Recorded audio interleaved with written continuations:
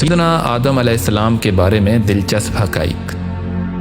آپ کی اولاد کے رنگ اور طبیعتیں مختلف کیوں؟ آپ کی پیدائش کا دن کیا تھا؟ جن اسماء کا علم اللہ نے آپ کو دیا ان اسماء سے کیا مراد ہے؟ آپ جنت سے کون سی اشیاء ساتھ لے کر آئے؟ کیا سیدنا آدم علیہ السلام سے غلطی سرزد بھی ہوئی تھی؟ آپ کی توبہ قبول کس طرح ہوئی؟ اس معاملے میں کیا راز پوشیدہ ہیں؟ آئیے جانتے ہیں۔ ابو البشر سیدنا آدم علیہ السلام اللہ سبحانہ و تعالیٰ کی طرف سے بھیجے گئے پہلے انسان ہیں۔ جب اللہ عز و جل نے آپ کو پیدا کرنے کا ارادہ فرمایا تو زمین سے ایک مٹھی مٹی منگوا کر اسے گوندا گیا۔ اس میں مختلف رنگوں اور مختلف کیفیتوں والی مٹی تھی، یعنی سفید و سیاہ اور سرخ و زرد رنگوں والی، اور نرم و سخت، تلخ و شیریں، نمکین و پھیکی، غرض ہر قسم کی مٹی شامل تھی۔ اسی اثر کی بنا پہ بنو آدم مختلف رنگوں اور مختلف طبیعتوں کے ہیں۔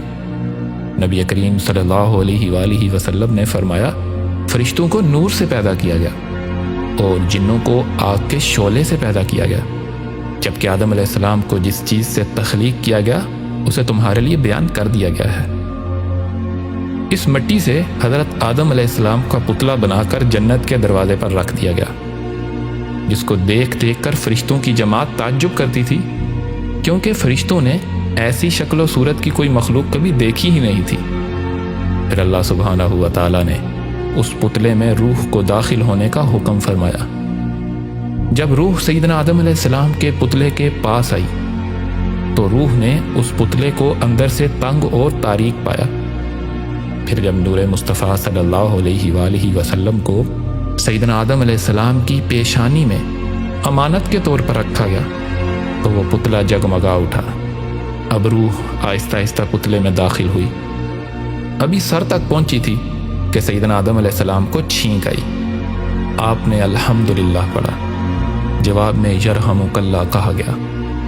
اللہ سبحانہ و تعالیٰ نے فرمایا، اے ابو محمد، میں نے تمہیں اپنی حمد کے لیے پیدا کیا ہے۔ سیدنا آدم علیہ السلام کی پیدائش جمعہ کے دن ہوئی۔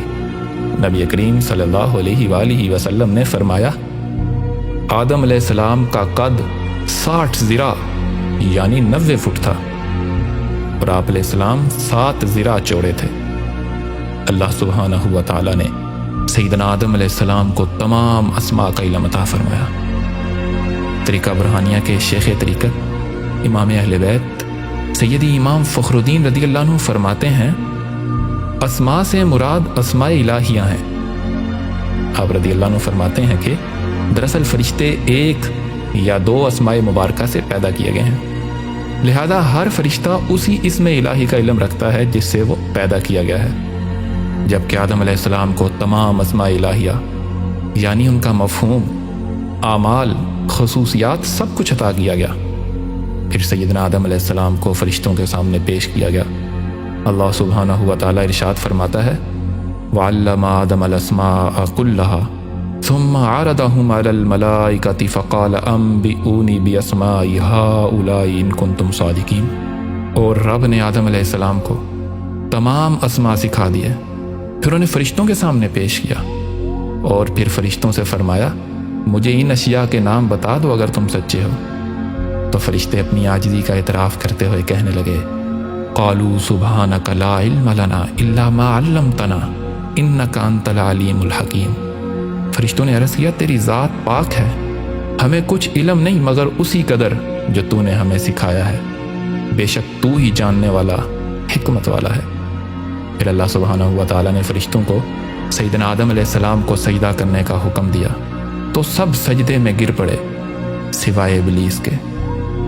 امام راضی فرماتے ہیں، فرشتوں کو آدم علیہ السلام کو سجدہ کرنے کا حکم اس لیے دیا گیا کہ آپ علیہ السلام کی پیشانی میں نور محمد صلی اللہ علیہ وآلہ وسلم رکھا گیا تھا، اور حقیقت تو یہی ہے کہ خلیفۃ اللہ رسول اللہ صلی اللہ علیہ وآلہ وسلم ہی ہیں، کیونکہ نبی کریم صلی اللہ علیہ وآلہ وسلم ہی تخلیق کے اول ہیں۔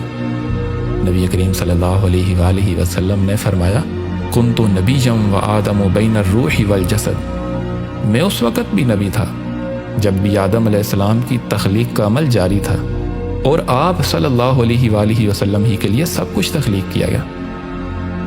سیدنا آدم علیہ السلام کا جنت میں کوئی ہم جنس نہ تھا، لہذا اللہ عز و جل نے آپ پہ نیند طاری فرما دی اور آپ علیہ السلام کی پسلی سے اما حوا علیہ السلام کو پیدا فرمایا۔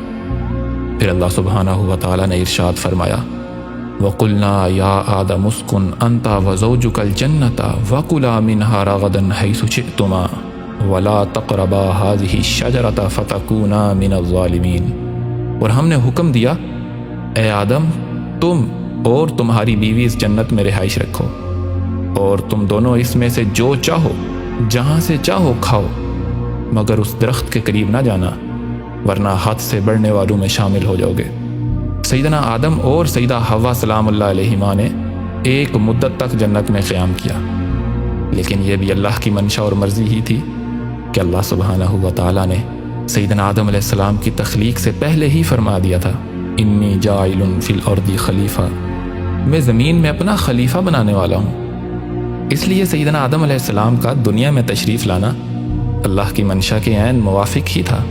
پھر اس کے اسباب اس طرح بنے کہ شیطان نے آپ کو اس درخت کی طرف بلایا پھسلایا۔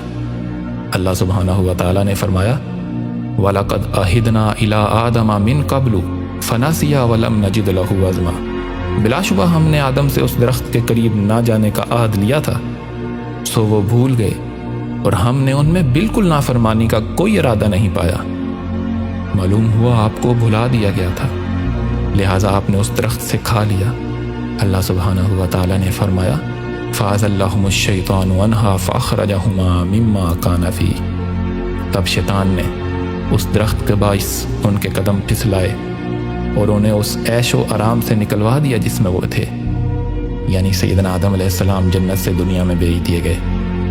آپ جنت سے مختلف قسم کے بیج، عصا جو بعد میں سیدنا موسیٰ علیہ السلام کے پاس آیا، اور حجر اسود لے کر آئے۔ سب سے پہلے آپ نے کپڑا بننے کا کام کیا، پھر کھیتی باڑی میں مشغول ہو گئے۔ زمین پہ تشریف آوری کے بعد سیدنا آدم علیہ السلام کثرت سے گریہ زاری کرتے، اللہ سے اپنی لغزش کی معافی طلب فرماتے۔ اللہ سبحانہ و تعالیٰ نے فرمایا فَتَلَقَّىٰ آدَمُ مِن رَّبِّهِ كَلِمَاتٍ فَتَابَ عَلَيْهِ إِنَّهُ هُوَ التَّوَّابُ الرَّحِيمُ، پھر آدم نے اپنے رب سے چند کلمات سیکھ لیے، بس اللہ نے ان کی توبہ قبول فرما لی، بے شک وہی بہت توبہ قبول کرنے والا مہربان ہے۔